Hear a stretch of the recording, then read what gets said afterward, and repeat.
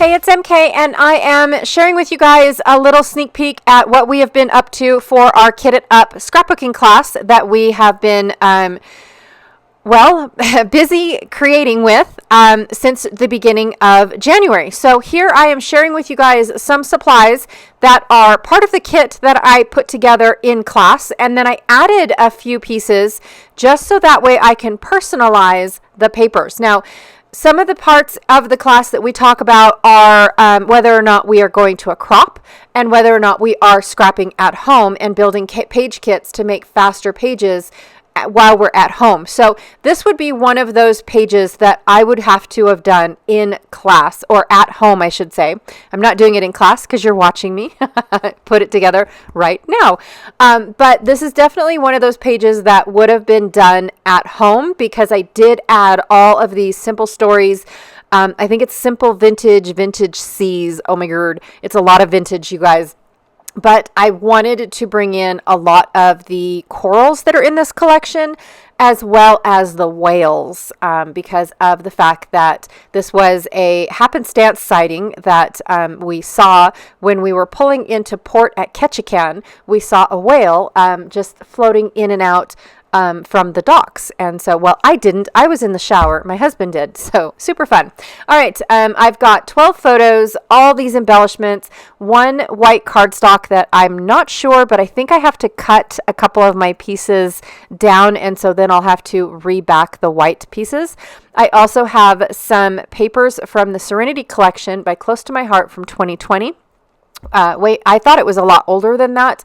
But this collection was really hard for me to use. It was beautiful when I bought it, but really hard for me to use. So I'm hoping to get most of it used up in this kit. And then I pulled in these two papers that were not originally part of my kit either, because the piece that was part of my kit, I didn't have enough to span across 2 pages. So I opted to go into my stash again and pull out 2 more pieces. And I really like the play on these 2 pieces because now I can have like the whole of the ship type of thing, right?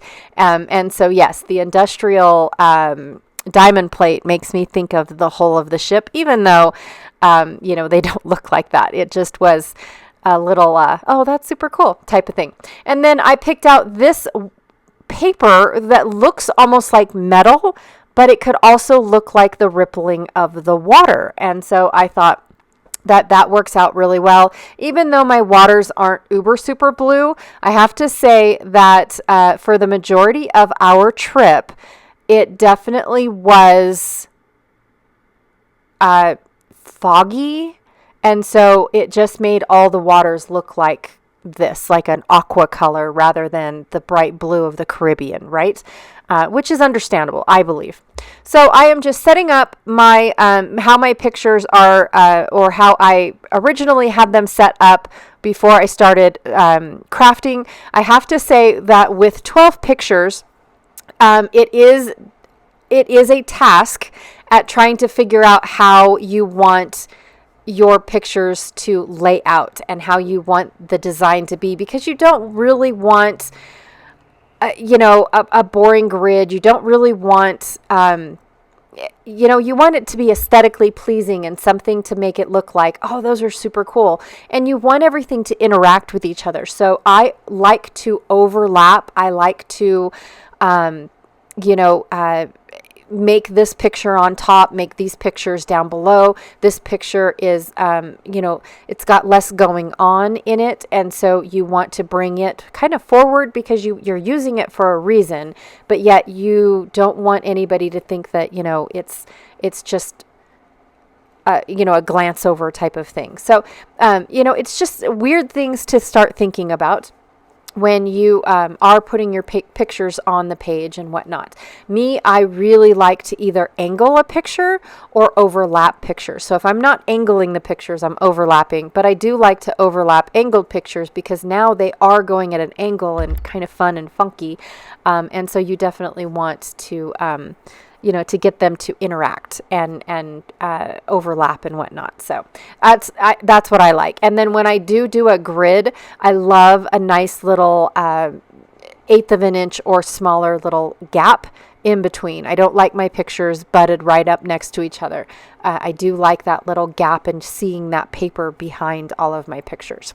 All right, you guys, so I'm just going to go through the embellishments really quick. I've got all of my my base pieces. My pictures are glued down. My diamond plate is glued down, and then of course I've got my base pages, which I absolutely love what I'm seeing right now. That diamond plate really set off the water from the background paper, because when I had the paper down on the blue pieces and they didn't match, like my water wasn't blue, my pictures actually looked dingy and they looked dark. And then I added this industrial piece to it, or the diamond plate to it, and now my pictures look like they belong. It's almost like they interact with that diamond plate more than they interacted with the blue. And then when I brought in my coral, I realized I did not have any more of the dark blue coral that I was expecting out of this kit. So I had to get a little creative because the coral is now aqua, and then I'll bring in a little bit of red coral, which there are red in my pictures, so it does match. Plus there's a little bit of rust on my diamond plate paper. However, they don't play nice together until I start bringing in some more of the blues. I needed to bring in that blue so that way it all interacted with each other. I definitely didn't want to go with the shells and the starfish and the crabs and all that stuff, because honestly, I have other pictures that those would work better with. But this one here, it just wasn't that beachy of a scene for me to have that, or we weren't at a crab, like a crab shack to have the lobsters interact and whatnot. So yeah, I just really felt like I needed just the coral pieces to bring in. So I'm going to go ahead and fussy cut out all of these onto some white cardstock. And the only reason why I'm doing that is, for one, they are super flimsy stickers. And for two, I didn't want to use a powder tool to get rid of the stick, because I wanted some body to them. Even if I got rid of the stick and gave it a little bit of lift, they would still be a weak sticker because they are on a super thin paper, which is good for those scrapbookers that love the thin albums entirely. I personally like the bulk of the album. I don't know what I'm going to do with all the bulk, you guys, because literally my albums are crazy out of control. They are super thick. But I love it. I really do. And like I said, I just craft for myself. It's a fun hobby, and I love the design. And afterwards, anyways. So I did pick out some layering pieces. Some of these pieces are leftovers from other layouts that I have created using this collection, using the kit that we put together. And so I have these offcuts. And I don't ever throw anything away until I am completely done with a kit, you guys. And then I go through it and I reevaluate the kit and throw out some of the papers. Are some of the papers, just too small to even hold on to and whatnot. But when I am in the middle of a kit and I am doing several photos within that kit, I love saving all these little bits and pieces, because now look at this. I have a lot of tucky pieces that I can use to start the base of my clusters, or interact with my clusters and things like that. So I really love the fact that I found a coral with a whale. So that helped out a lot. Of course, it's not the same whale that I've got going on. I don't even know. I don't even think that either of these whales were in the area. I think that one that's underneath my title is a blue, I think they're called blue whales. And then the other one is a sperm whale. And the one in the picture is a humpback whale. So I think that's what I have. I don't think that the one down below is a humpback whale. It just looks more like a blue whale. And so it just took me a minute to realize that, because I did think that they were all humpback whales when I first started pulling this collection. And then I quickly learned. So some of these flowers are actually from the Close to My Heart Serenity collection. I punched them all out because it was part of a scrapbooking kit. And naughty me, I never follow instructions to kits. I love buying the kits because I have all these little pieces and things that for one, they're exclusive to the kit and you can't get them individually. But for two, it's a lot of little tucky interacting bits that I can have for my own scrapbooking, and I don't really need to follow the directions. So these papers and these embellishments from the Serenity collection were all part of that kit, and then I was able to just break the kit down and now use it as I please, which I don't even know what the original intent was. I think it was a winter kit, to be honest. Not laughing like haha laughing, but laughing because I can't remember and I'm not using it for winter at all. The only reason why I say that is because the little envelope that all of these embellishments were in, I made that during class, and the inside of the envelope is all, or was, because I glued the outside flap in to hide it, but it was all snowflakes. So I think that this was supposed to be a winter collection, and I am using it for my Alaska albums, which in a way makes sense because Alaska's cold, right? We didn't see snow. We saw rain, but no snow.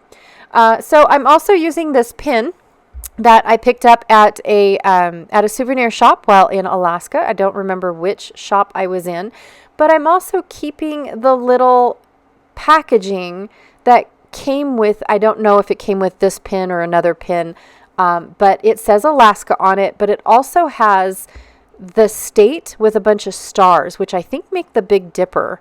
And I think that is super cool. I don't know if that's Alaska's flag. I'm sorry for my ignorance, you guys.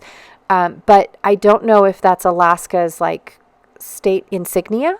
But I just thought it was super cool. And then I have another packaging over there that says Alaska Outpost, which I really like because, we're getting ready to dock. And so that just made me feel like, especially the little house on stilts, it's definitely Ketchikan, because that's all we saw was houses on these giant poles and stilts. And so I just really thought that was very personal to this page as well. So I put it right up front. I've got Alaska on this layout 3 times, you guys. And I just got done saying, I don't need Alaska on one page, more than once. And now I have it on, twice in a row right there. The pin says Alaska, and then the packaging says Alaska, and then right next door says Alaska again. So just in case you guys forgot where I was going, it was Alaska. I'm just saying. I'm also going to go ahead and fill up my little tags with my favoriteest twine in the whole wide world, just to give it a little bit of fiber to my layout. And that is it. I did distress my layering pieces, but I didn't distress any of my leaves or anything like that, just to see if I kind of like it, because normally that would be something that I would have done, was distressed every single bit. I did distress my tickets and whatnot, but the leaves and coral I did not distress, which is new to me. Because I like the lift and the body that the distressing gives. All right, you guys, so thank you so much for hanging out with me today. Like I said, I just wanted to share what we were kind of going on and doing in class without really giving it away. But we are building page kits, and we also are building series kits as well, which means that it's quite a larger kit, so that way if you are working on a trip or anything, you can get multiple layouts out of one kit instead of constantly trying to figure out in your stash every single page for that one specific event. All right, you guys, again, thank you so much for hanging out with us. Or with me. There's no us. I have no mouse today. I even left the frog at home. Yay. All right. Again, thank you so much, and I will check you guys all later. Bye.